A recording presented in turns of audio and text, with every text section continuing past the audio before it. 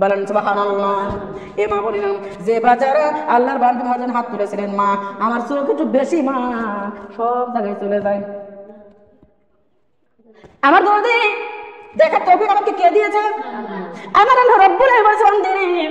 ও শাহিদা, যা যা যা ওই সর আশুদাসপুরের মহিলাদের জানাই দিয়া ওরা কেমনে বন্দেগি করবে, কিভাবে বন্দেগি করবে, নামাজ কেমনে পড়বে, পর্দা কেমনে করবে, আমার খেদমত কেমনে করবে, ওদের জানাই দিয়াই।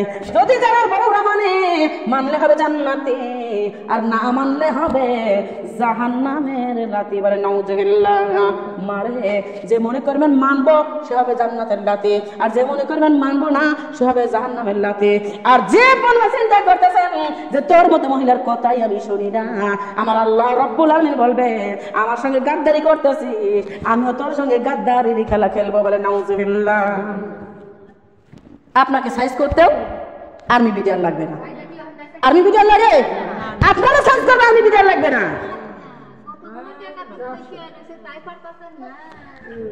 আমার মামার বন্ধা খেয়াল করেন, এই যে করোনা ছিল দুনিয়ার মধ্যে, বাংলাদেশে করোনা ছিল না?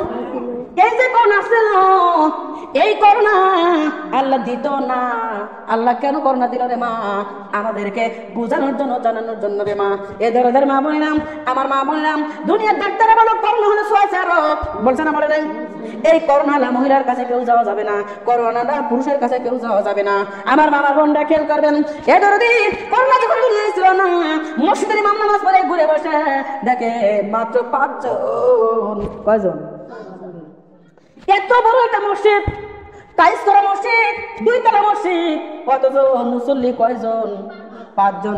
এই 5 জনকে লইয়া ইমাম সাহেব খুতবা পাঠ করবে। মা খুতবা কিন্তু ভিতর থেকে আসে না, তার কারণ পাবলিক যদি বেশি হয় ইমাম অথবা বক্তার কথাগুলো ভিতর থেকে উতলাইয়া ওঠে। বলেন সুবহানাল্লাহ। কিন্তু যদি পাবলিক যদি কম হয়, মারে ওদের ইমাম করে বক্তা করে মুখ দিয়ে কথা বাইরে হবে চাই না, জোর করে কথা বলে থাকে। ইমাম সাহেব আল্লাহর দরবারে ওয়াদা করছে, দোয়া করছে, আল্লাহ দুনিয়ার মানুষকে বুঝাই দাও যে তুমি ছাড়া কেউ নাই, দুনিয়ার মানুষ যারা তোমার রাস্তায় আসে এমন কাজ তুমি করে দাও। আল্লাহ বললো, এই ইমাম সাহেবরা তোদের দোয়া কবুল করে নিলাম। এই দুনিয়ার মধ্যে আমার আল্লাহ রাব্বুল আমিন বাংলাদেশে করোনা দিয়ে দিলে। বলেন নাউজুবিল্লাহ। এই করোনা যখন হয়ে গেল তখন তোদের মা বোনরা আগে 5 জন নিয়ে কথা বলতো, মসজিদের লোক হইতো না। আর যেই না করোনা দুনিয়ার মধ্যে আসলো রে মা, মসজিদের মধ্যে ইমামের বসা জায়গা ছিল না। ভুল কথা বলছি? ইমাম যে বসবে সেই জায়গা মসজিদের মধ্যে নাই। মুসল্লিরা বসতে বসতে বারান্দা বুলাক হওয়ার পরে মসজিদের সামনে যে খানিকটা মাটি আছে, উঠোন আছে, সেইখানে পর্যন্ত দাঁড়ায় গেছে নামাজ পড়ার জন্য। কিসের ভয়? কথা বলেন তো, কিসের ভয়? করোনার ভয়। করোনার ভয় জানে? যদি আল্লাহর ভয় নামাজ পড়তো তাহলে করোনার আগে পড়তো। যদি আল্লাহ নামাজ পড়তো তাহলে করোনা যে আসছিল তার আগে নামাজ পড়তো। কিন্তু যে করোনা আসলো তখন নামাজ পড়লো, তার মানে ওই নামাজটা তখন আল্লাহর ভয় করে নাই, ওই নামাজটা পড়ছে করোনার ভয়। বলে নাউজুবিল্লাহ। আমার বাবার বোনেরা, আল্লাহ রাব্বুল আলামিন বলল, হায় রে হায়, আমার ভয়ে নামাজ পড়ার লোক নেই, জাহান্নামের ভয়ে নামাজ পড়ার লোক নেই।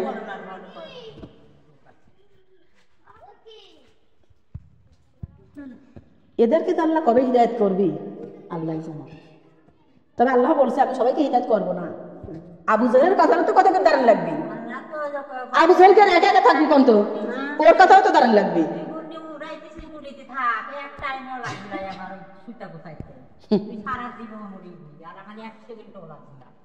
এরা বড় চিন্তা করতেছে, দেখতো যে না বক্তার সিহারা ওর কথা শুনে এবার আমল করা লাগবে।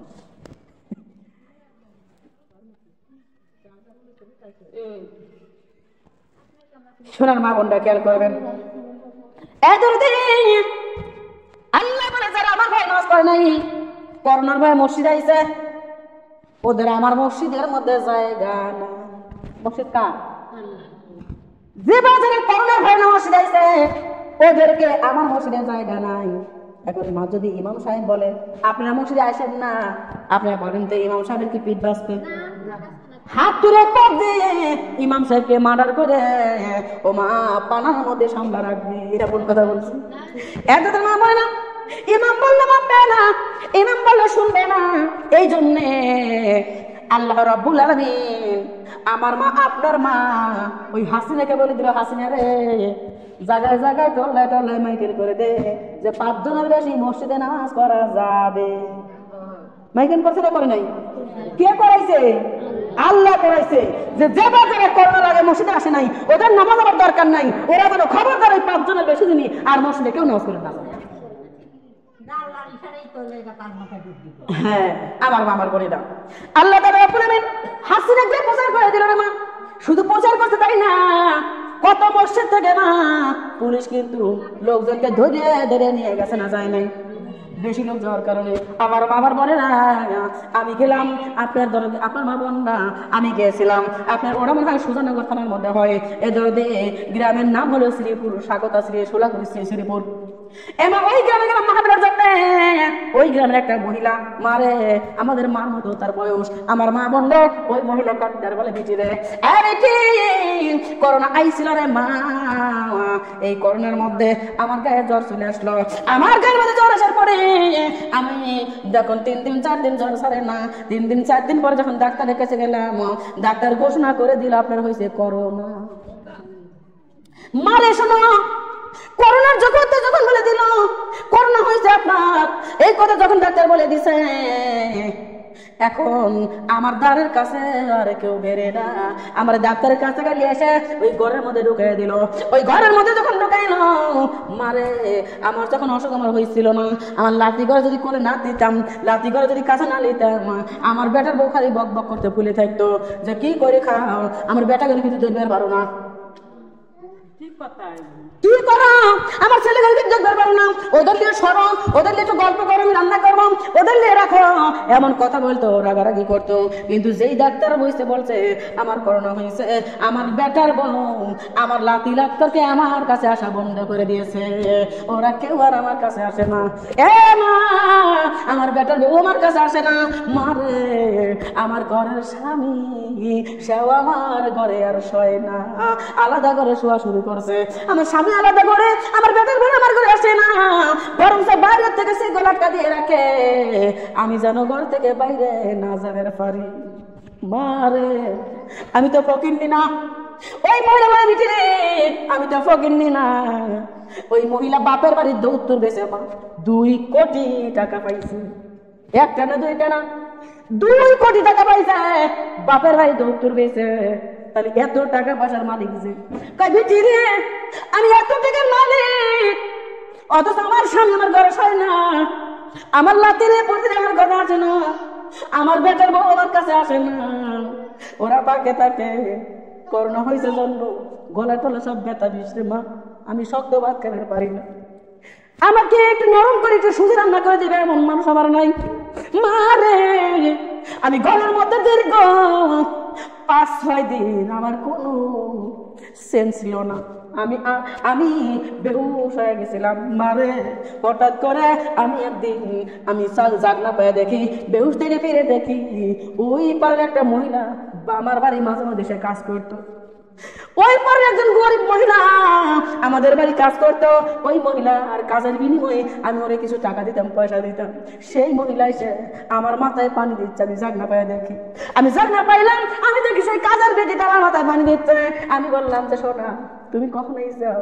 কয় হারে আমি এই তো কিছু সময় আগে আইছি, আসি দেখি আপনার দরজা বন্ধ, আপনার ঘরে আমার ঢুকবার দেন, আপনার বেটার বউ আপনার স্বামী কয় ওই ঘরে যাওয়া যাবে না, আপনার ঘরে করোনা হয়েছে এই জন্য আপনার ঘরে কেউ আসে না, যাইতে দিবে না। কিন্তু না, আমি ওদের কথা শুনি নাই, তার কারণ আমি মনে করলাম যদি আল্লাহ করোনা না দেয় দুনিয়ার কেউ দিতে পারবে না, আর আল্লাহ যদি করোনা দিয়ে আমাকে মারিয়েও ফেলে আমি মরে যাবো, তবু আপনাকে আমি এইভাবে মরবার দেবো না, এই জন্য ঘরে ঢুকছি, আপনার আমি মাথায় পানি দিতেছি।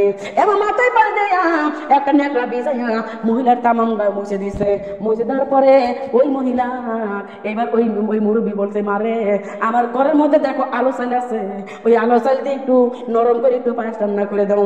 এমা সাদা পায়েস রান্না করে আলো চাল দিয়ে সেই পায়েস খায় আমি একদিনের মধ্যে 3 বার 4 বার সেই পায়েস খাইলাম, আমার গায়ে শক্তি ফিরে এলো, আমি যেন একটু সুস্থ হয়ে গেলাম।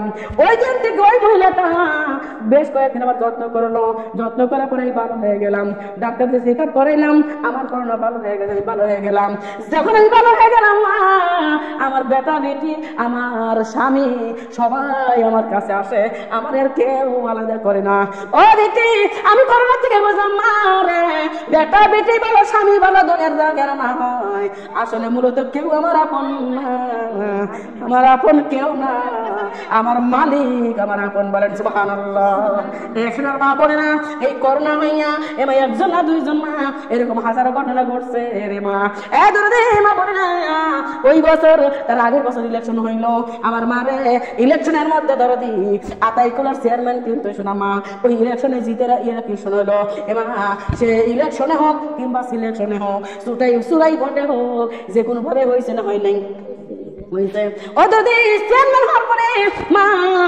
মাত্র মনে হয় 3 থেকে 4 মাস চেয়ারম্যান করতে পারে না মা। করোনা হইয়া হেলিকপ্টারে করিয়া যদি আতাইকুলা থেকে হেলিকপ্টারে করিয়া নিয়ে গেল ঢাকা চিকিৎসা দেওয়ার জন্য, করোনার চিকিৎসা দেওয়ার জন্য। তারপরেও আমার আল্লাহ রাব্বুল আলামিন ওই চেয়ারম্যানকে ছাড় দেয় নাই মা। করোনা হইয়া ওই চেয়ারম্যান দুনিয়া থেকে চলে গেছে। বলেন ইন্না লিল্লাহি ওয়া ইন্না ইলাইহি রাজিউন। মা বলেন এই জন্য এখনো সময় আছে, এখনো টাইম আছে মা। আল্লাহরে ভুলো না, আল্লাহর রাস্তা ছাইরো না। তার কারণ আল্লাহ রাব্বুল আলামিন বন্দির জন্য দুনিয়া পাঠাইছে। আল্লাহর বন্দিগি যদি না করি, আল্লাহর গোলামি যদি না করি না, ল্যাংড়া মশা দিয়ে আমাদের সাইজ করবে মা, করোনা দিয়ে সাইজ করবে, ভূমিকম্প দিয়ে সাইজ করবে। এমা গত কয়েক মাস আগেও আমি বারবার সারি ফোন আছে, আপা আমার ছেলের করোনা হয়েছে দোয়া করবেন। আরেকজন ফোন দেখে আপা আমার বোর করোনা হয়েছে দোয়া করবেন। আরেকজন ফোন দেখে আপা আমার লাতির করোনা হয়েছে দোয়া করবেন। এত করোনা না, আপনার হচ্ছে ডেঙ্গু জ্বর হয়েছে দোয়া করবেন। মাত্র কয়েক মাস আগের কথা মা বারবার ফোন আসতে শুরু করলো আমার কাছে। আমি বললাম ডেঙ্গু জ্বর হলে কি হয়? আপা জানেন না, ডেঙ্গু জ্বর হলে সে আর বাঁচে না। ডেঙ্গু জ্বর যে আছে কিনা এটা পরীক্ষা, শুধু পরীক্ষা করার জন্যই। একবার পরীক্ষা করলে 1900 টাকা লাগে, কিন্তু যে কয়দিন সারবে না প্রত্যেক দিন একটাবার করে পরীক্ষা করা লাগবে। মা বলি না 1900 টাকা শুধু পরীক্ষা করার জন্য, আর ওষুধ পাতির কথা তো বলি না। এমা ওই সময় একজন না দুইজন না হাজার হাজার মানুষের দরদি ডেঙ্গু জ্বর হওয়ার কারণে ঢাকার মেডিকেলের দরদি জায়গা ছিল না। মা বলে খেয়াল করেন, এই যে ডেঙ্গু জ্বর হয় না মা, কিসের কামড়ে? মশার কামড়ে। তাহলে আমাকে আপনাকেও আল্লাহ মশার কামড় দিয়ে সাইজ করতে পারে কি পারে না? পারে। মা বললাম ওনাকে যদি বলা হয়তো যে তুমি 1900 টাকা 1900 টাকা আল্লাহর ঘর মসজিদে দান করো, আল্লাহর ঘর মাদ্রাসায় দান করো, দেখতেন বলতে আমি গরিব মানুষ, বলতো কি বলতো না? বলতে আমি গরিব মানুষ, আমি গার্মেন্টসে চাকরি করে খাই, আমার বেতন এখন হয় নাই, নানা রকম বাহানা দিয়ে কিন্তু ওই টাকাগুলো দিত না, মসজিদে দিত না, মাথায় দিত না। কিন্তু যখন ওই ডেঙ্গু জ্বর হয়েছে মা, এখন আজ 1900, আগামীকালকে 1900, পরের দিনে 1900, তারপরের দিনে 1900, এক একজনের 7 দিন 8 দিন 10 দিন পরে পরীক্ষা করা লাগছে। প্রত্যেক দিন 1900 টাকা শুধু পরীক্ষা করতে লাগছে। আর চিকিৎসার কথা তো বলবোই না, ওষুধপাতির কথা তো বলবোই না। মা এখনো সময় আছে মা, বুঝতে হবে যে আল্লাহর রাস্তা যদি আমরা করি, আল্লাহর বন্দেগী যদি না করি, আমার আল্লাহ কিন্তু আমাদের এরকম বেদি দিবার পারে কি পারে না? মা যদি সোজা রাস্তায় খরচ না করি, আমার আল্লাহ রাব্বুল আলামিন যদি বেদি দেয় মা, হাজার না লক্ষ লক্ষ টাকা পয়সা খরচ করে ওই বেদি থেকে বাঁচা যাবে না। এই জন্য মা আমরা যে আল্লাহকে আগের থেকে সন্তুষ্ট করি মা, আমার আল্লাহ রাব্বুল আলামিন আমাদের বিপদ আপদে ফেলাইবে না, আমাদের বেদি দিবে না। বলেন সুবহানাল্লাহ। মা আমার বন্ডারে এই আল্লাহ রাব্বুল আলামিন বলল, যদি করে বন্দেগী আমি তোমাদের বানাবো বান্ধবী। তাহলে বন্দেগী করতে রাজি আছেন নাকি আপনারা বলেন তো? রাজি আছেন? আমার মা বলে না বন্দেগী করতে যদি রাজি হন, আমার আল্লাহ রাব্বুল আলামিন বলল বন্দেগী করলে আমার বান্ধবী বানাই দেব। কিন্তু বান্দারা রে, তোমরা যদি বন্দেগী করবে চাও তাহলে তোমরা আগে আমার কোরআনটাকে বিশ্বাস করে। বলেন সুবহানাল্লাহ। কাকে বিশ্বাস করে বলছে? আপনাকে আল্লাহর কোরআনে বিশ্বাস করেন। বাবারে তুমি করে পারো, সবাই করে না। সবাই কি কোরআন বিশ্বাস করেন? ঠিক আছে, কারা কারা কোরআন বিশ্বাস করেন দেখি হাত তুলে দেখি। কোরআন বিশ্বাস করেন কারা কারা? আমি তো বলি না যে পড়তে পারেন কিনা, তাকে বলছি। আপনি পড়তে জানেন না? আপনি পড়তে জানেন না জানেন? আপনি কোরআন বিশ্বাস করেন কেন? কোরআন বিশ্বাস সবাই করে না, কোরআন ছাড়া উপায় আছে না। আল্লাহ সর্বাধিক। আচ্ছা, আমার কেমন যেন একটা ডাউট লাগতেছে, আপনার এলাকার লোক কি পীর ধরা আছে? আছে। বিশেষ করে অনেক পীর ধরা মুসল্লি যারা আছে, তারা মনে মনে চিন্তা করে কি নামাজ করে লাভ কি, রোজা করে লাভ কি? এমন বাবা ধরছি বাবাই জান্নাতে নিয়ে যাবে।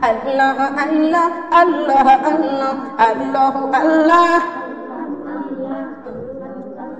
আল্লাহ আল্লাহ আল্লাহ আল্লাহ আল্লাহর নামে জামিন কান্দে আল্লাহর নামে জামিন কান্দে মানুষের দিল কেন কান্দে না আল্লাহ আল্লাহ আল্লাহ আল্লাহ আল্লাহ আল্লাহ আল্লাহ আল্লাহ আল্লাহ আল্লাহ আল্লাহ আল্লাহ লা ইলাহা মুহাম্মাদুর রাসূলুল্লাহ সাল্লাল্লাহু আলাইহি ওয়াসাল্লাম। আমার মামার বোনেরা, আপনাকে আসলে কোরআনে বিশ্বাস করেন? আমার দরদি আল্লাহর কোরআনকে যদি বিশ্বাস করেন থাকেন মা, তাহলে কোরআনের কথা মানার দরকার আছে না নাই? আছে। ও দরদি মারে, আল্লাহ তাআলা রব্বুল আলামিন বলেছে এই কোরআনুল কারীমের মধ্যে দরদি 30 খানা পারা আছে। কয় পারা? এই কোরআনুল কারীমের মধ্যে 30 খানা পারা আছে মা, 114টা সূরা আছে। ও দরদি আরো 14টা সিজদা আছে, 6666টা আয়াত আছে। আমার মা, আমার বোন, আমার দরদিরা, আপনি বলেন তো এই কোরআনুল কারীমের মধ্যে কত নাম্বার পারায়, কত নাম্বার সূরায় আর কত নাম্বার আয়াতে লেখা আছে? এই মহিলারা তোমরা মাঝে মধ্যে নামাজ পড়ো আর মাঝে মধ্যে নামাজ পড়ো না, বলেন তো কত নাম্বার আয়াতে লেখা আছে?